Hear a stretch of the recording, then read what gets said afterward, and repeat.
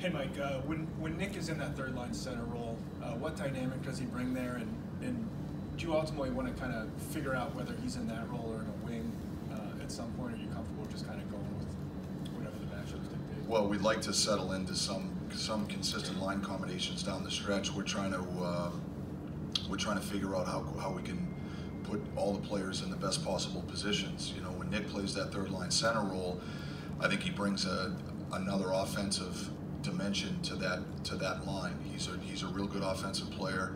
He's got great instincts.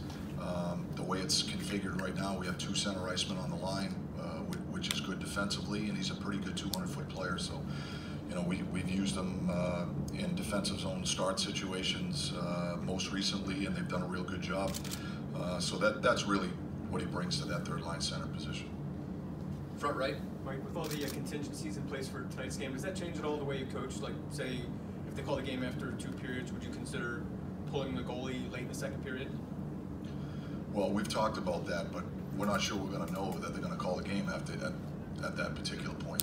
You know, if we know if we have that information, and they are going to call the game after 2 periods, and that constitutes a game, then we would consider it for sure. Stay in the front right. I want to ask you about sort of using Sid's line as a way to maybe get a guy going, and is that something that you would consider doing with Hornqvist? Well, anybody that plays with Sid, I think, has an opportunity to be at their best, because I think he makes the players around him better. And so, you know, I do think that is an option. That is something that we have discussed.